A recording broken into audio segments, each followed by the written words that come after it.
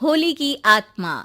बचपन से शहर में रहने वाला मनोज इस साल होली की छुट्टियों में अपने गांव दुर्गापुर वापस आता है, जहां उसे देख पूरा गांव खुशी से झूम उठता है। जब गया था तब इतना सा था और अब देखो कितना बड़ा हो गया है। हाँ सरपंच जी, जब मैं गया था तब आप भी बहुत जवान थे और अब देखो कितने बूढ़े हो गए हैं आप। चलो चलो बढ़िया है। बच्चा घर वापस आ गया। इसी खुशी में आज रात पार्टी होगी।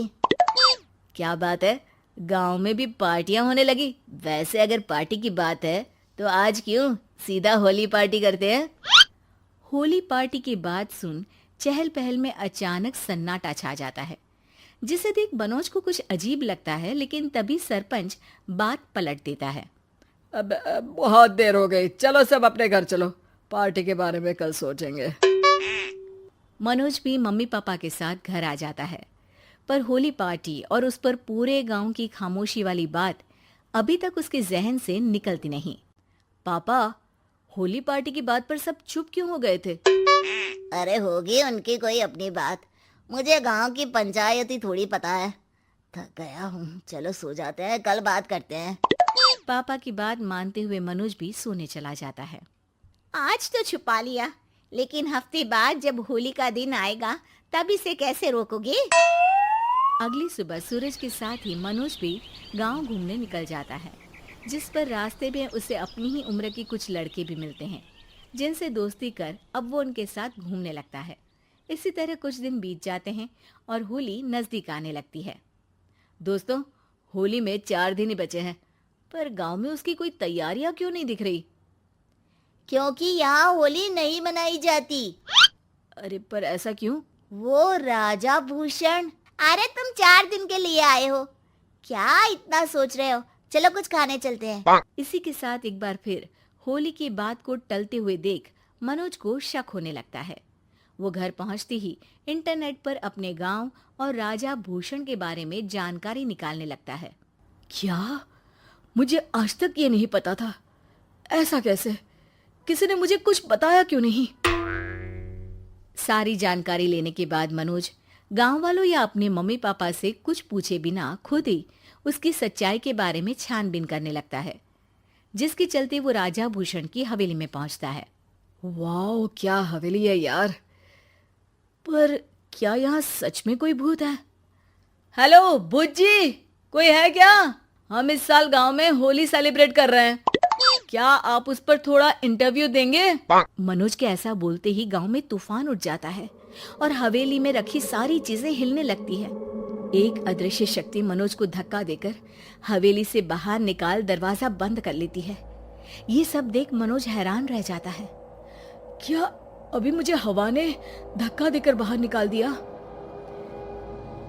मेरे होते हुए इस गांव में कभी होली नहीं मन सकती, इसलिए दोबारा ऐसी कोशिश भी मत करना, अंजाम बुरा होगा। आवाज सुन मनोज हैरानी से इधर उधर देखने लगता है, पर उसे कोई दिखाई नहीं देता। वो गांव वापस आ जाता है, जहां तूफान की वजह से सब कुछ तहस महस हो चुका होता है। आखिर ये तूफान आया कैसे? ना ऐसा कोई मौसम था और ना ही हमने होली का त्योहार मनाने की बात की थी। सरपंच की बात पर कोई रिएक्शन दिए बिना मनोज चुपचाप अपने घर चला जाता है। इस तरह देखते ही देखते होली का दिन भी आ जाता है और मनोज रंग लेकर गांव में निकल जाता है, लेकिन गांव पूरी तरह खाली होता है। अरे त्योहार का दिन है, धूमधाम की जगह मातम क्यों मनाया हुआ है? मनोज की आवाज सुन सब अपने घर की खिड़कियां खोल के घर के अंदर से ही उसे वापस जाने के लिए कहने लगते हैं, पर वो किसी की नहीं सुनता। तुझे पहले भी समझाया था, अगर होली खेलने की कोशिश भी की तो अच्छा नहीं होगा। अरे बात मान लो बेटा, तुम्हें सच नहीं पता। मुझे सब पता है। सालों पहले इस राजा ने एक अंधविश्वास फैलाया और आप लोग आज तक उसे मानते आ रहे हो।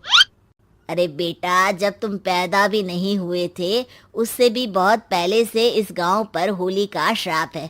अगर गांव में होली का त्योहार मनाया जाता है तो प्रलय आना पक्की बात होती है। राजा भूषण इस सब में नहीं मानते थे और त्योहार मनाने लगे, जिसके चलते होली वाले ही दिन पहले उनके बेटे की और फिर उनकी मृत्यु हो गई। तभी से गांव की रक्षा के लिए उनकी आत्मा उस हवेली में रह रही है। सबकी बातें सुन मनोज उलझन में पड़ जाता है।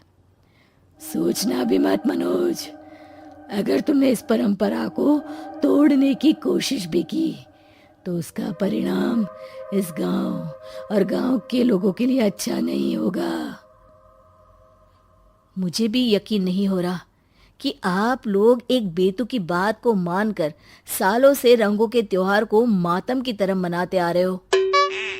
मनोज किसी की कोई बात ना मानते हुए पूरे गांव में रंग बिखेर देता है, जिसके तुरंत बाद वहां तूफान के साथ बिजलियां गरजने लगती है। अचानक मौसम में ऐसा बदलाव देख जहां मनोज कंफ्यूजन में आ जाता है, वहीं गांव वाले डर से सहम जाते हैं।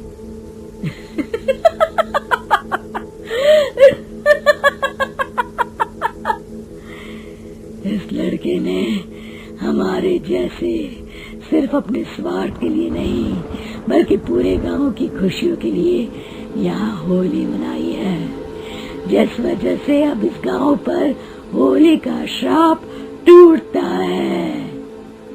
ऐसा बोलकर राजा का भूत वहां से गायब हो जाता है, जिसके बाद गांव के लोग धूमधाम से होली मनाते हैं। खुशियों के रंग गांव में बिखरे ही होते हैं कि अगली सुबह अचानक मनोज कहीं गायब हो जाता है और एक बार फिर गांव में होली का नया राज शुरू हो जाता है।